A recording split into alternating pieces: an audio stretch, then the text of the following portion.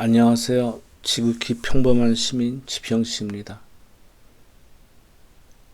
다음 주 목요일 날, 16일 날 이재명 지사님 1차 판결이 있는 날이죠. 그리고 저 개인적으로는 그 증권시장의 변동성이 확대되고, 환율이 요동을 쳐서, 그게 이제 지수는 지금 미중 무역 전쟁 결과에 따라서 지금 경직성 하방으로 좀 움직인 상황에서 그 계좌들 손실이 나 있죠. 주식만 하시는 분들에 대해서는. 그래서 일반 분들은 주로 주식 매매만 하시는데, 그래서 제가 오늘 그 ETF에 대해서 좀 말씀을 드리려고 합니다. 그래서 꼭 어디에 투자하라 이런 말씀은 아니고요. 제가 어떤 뭐 방송을 하려고 그러면 뭐를 좀 보고서 이게 말씀을 드려야 되는데, 지금 제 머리가 좀 복잡하고 아까 말씀드린 그런 이유도 있고 해서 제가 그냥 아는 거를 말씀드리되, 필요한 부분이기 때문에 제가 말씀을 드리겠습니다. 사람이 살면서 경제적으로 뭐 투자를 안 하고 살 수는 없죠. 그게 뭐 직접 투자가 됐든 간접 투자가 됐든 뭐 부동산, 주식, 뭐 증권 뭐 이런 건데, 제가 오늘 이 드리는 ETF는 예를 들어서 달러 기준으로 해서 달러가 환율이 오른다고 생각하면 오르는 쪽으로 사면 되고, 떨어지면다고 생각하면 떨어진 쪽으로 사면 돼요. 그래서 꼭 하라는 말씀이 아니라, 그거는 나라도 할 수 있습니다. 뭐 미국이 오를 것 같다, 미국이 떨어질 것 같다, 아니면 우리나라 종합주가지수가 오를 것 같다, 떨어질 것 같다, 다 마찬가지입니다. 중국도 마찬가지고요. 그래서 제가 좀 미리 말씀드리면, 지금 경제 지표나 이런 걸 봤을 때 그나마 제일 나은 데는 미국이죠.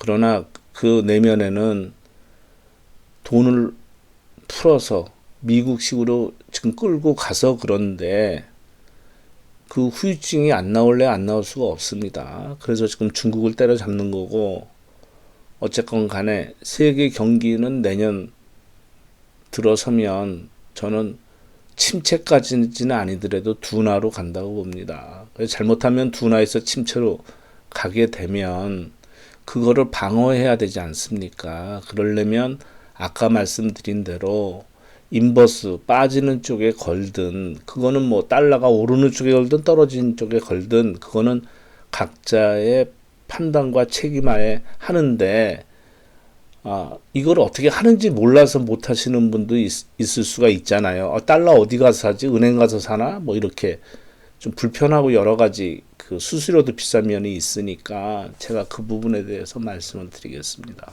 단 지금 드리는 말씀은 여유가 있으신 분들에 대해서 말씀드리는 부분이고요. 무슨 뭐 빚을 내서 한다든가 아니면 빚이 많으면은 빚을 먼저 갚는 게 저는 우선이라고 생각하는 사람입니다. 투기를 원치는 않거든요. 그러면 제가 증권회사 다녀서 그런지는 몰라도 현재 제 눈으로 보면 그나마 증권사가 수수료가 제일 싸게 움직일 수 있습니다. ETF로 뭐 달러든 금이든 은이든 뭐 모든 거를 살 때. 그래서 그것도 증권회사 직원을 통해서 뭐 전화로 주문되거나 아니면 지점에 가서 직접 하시면은 수수료가 너무 천차만별이니까요. 뭐 10배? 5배 비싸다고 생각해야 되나? 뭐 그 정도 생각하시면 될 겁니다. 그러니까 계좌를 만드실 때 만약 증권사 지점에서 만드신다 하면 경험이 없으신 분들은 처음부터 말씀을 하세요. HTS로 매매를 할 겁니다. 왜냐하면 HTS를 만들어야 뭐 아이디도 만들고 뭐 비밀번호도 만들고 거래 비밀번호도 만들고 고인인증도 있어야 되잖아요. 그러지 않고 좀 PC나 핸드폰에 좀 눈에 익으신 분들은 스마트폰으로 핸드폰으로 비대면 계좌를 만드시면 됩니다. 홈페이지에 가면 비대면 어느 증권사나 비대면 계좌를 만들 수 있게 돼 있어요. 그러면 지점에 나갈 필요도 없으시고요. 거기 하라는 대로 따라하시면 됩니다. 천천히. 그래서 주민증이나 운전면허증을 찍어서 전송을 하고 뭐 이런 절차를 밟으면은 자동적으로 싼 수수료, 이 컴퓨터로 PC로 그렇게 매매를 하시면 수수료가 싸요. 그러면 이 ETF는 종목이 굉장히 많으니까 각자 취향대로 찾아서 하시되 여러 가지 뭐 유의사항이나 대해서 안내 말씀을 드리겠습니다. 그러면 예를 들어서 ETF는 어떤 것이 있나 했을 때 기본적으로 이 거래량을 좀 보셔야 돼요. 왜냐하면 하루 거래량이 뭐 10,000주도 안 되고 하다못해 뭐 300주, 500주 되는 곳이 있으니까 찾으시되, 그러면 좀 찾기 쉽게 제가 말씀을 드리면 코스닥 가지고 예를 한번 들어볼게요. 이게 지금 코스닥 레버리지입니다. 그러니까 하루 거래량이 이건 1,000만 주 이상 되는 거니까 이거는 내가 주식에 신경 쓰기 싫고 지수로 본다. 그래서 코스닥이 레버리지니까 이건 상승 오르는 거거든요. 오르는 쪽에 거는 거거든요. 그러니까 오른다고 생각하시면 이 레버리지를 사시면 되고, 떨어진다고 생각하시면 인버스를 사시면 돼요. 그러니까 요새 지수가 약세니까 인버스는 올랐죠. 그죠? 이것도 거래량이 어마어마합니다. 그래서 이런 종목은 거래는 전혀 문제가 없는데, 여기서 유의하실 사항이 ETF 알아보기를 꼭 한번 읽어보세요. 그러면 이거 왜 화면이 왜 안 나와? 예, ETF 이렇게 안내서 고객 안내서가 나왔죠. 그러면 여기 보면 ETF란 무엇인가, 뭐 익스체인지 뭐 트레이드 펀드 뭐 이래가지고 뭐 이렇게 해서 ETF가 돼 있다.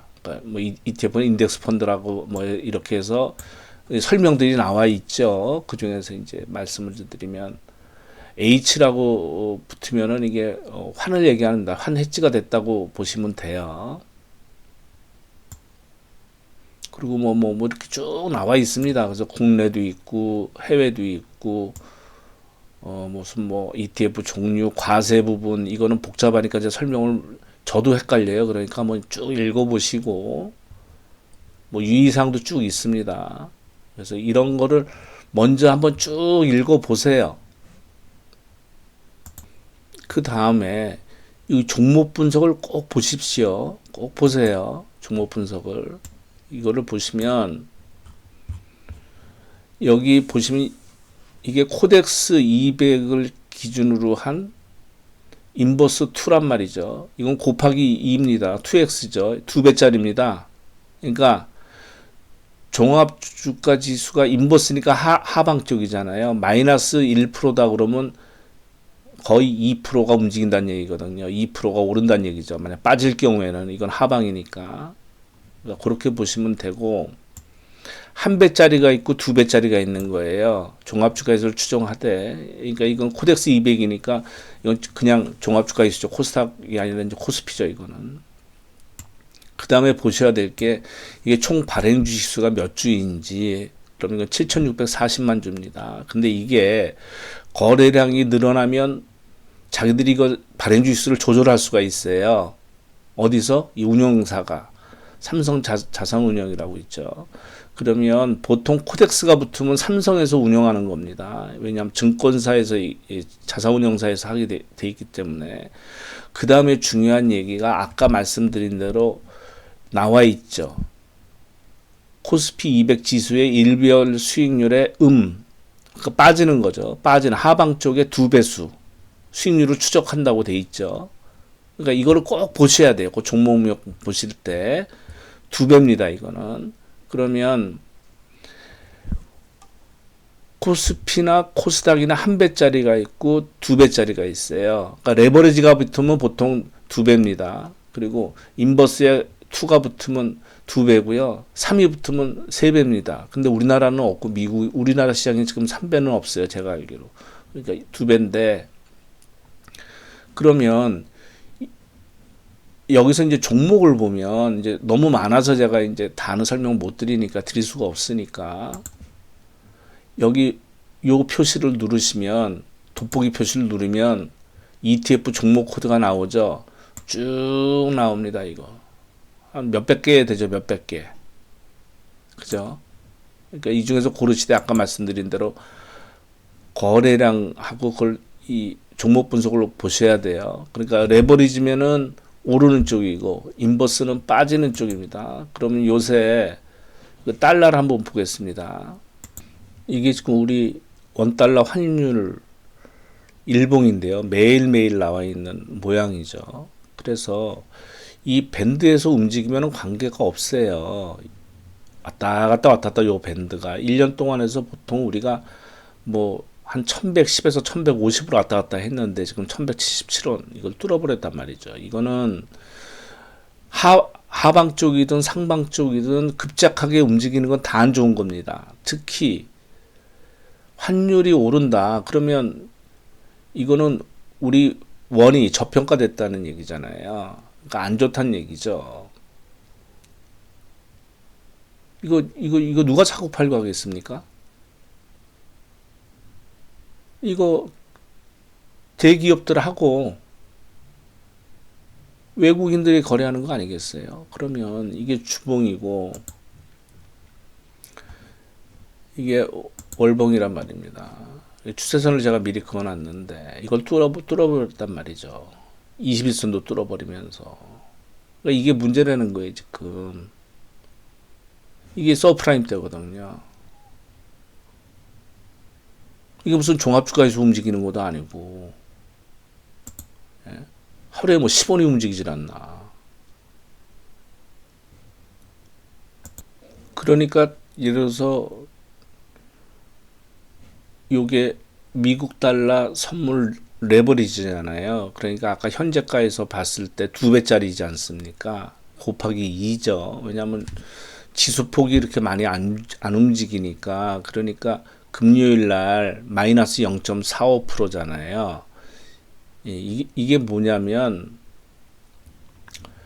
그 원달러가 2원 2.8원 빠져서 마이너스 0.24%였거든요. 그러니까 거의 2배 되잖아요. 이제 그 얘기고요.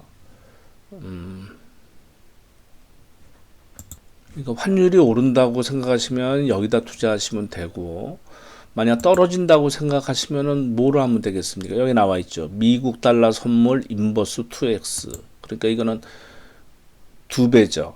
그러니까 모양이 거꾸로죠. 왜냐면 환율이 이거는 떨어졌을 때 이득이 나는 건데 올라버리니까. 그럼 이게 일봉이고 이게 주봉이고 월봉이란 얘기죠.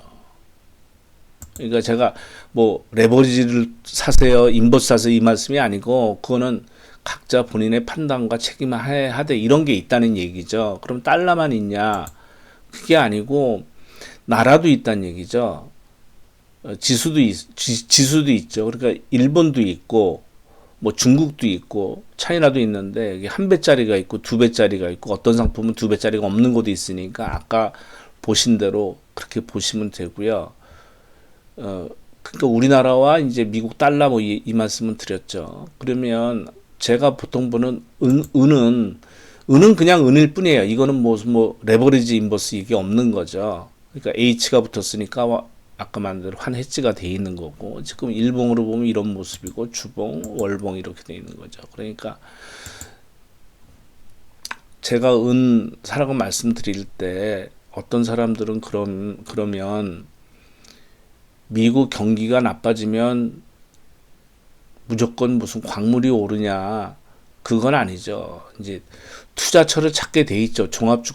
주가지수도 망가지고 투자할 때를 찾을 거 아닙니까? 그런데 제가 그전부터 말씀드렸지만 제 예상은 미국이 경기 둔화가 되고 더 심해서 침체까지 가면 또 양적 완화하고 금리나 제로 베이스까지 간다는 얘기죠. 그러면서 달러를 또 찍어낸다는 얘기죠. 왕창 어마어마하게.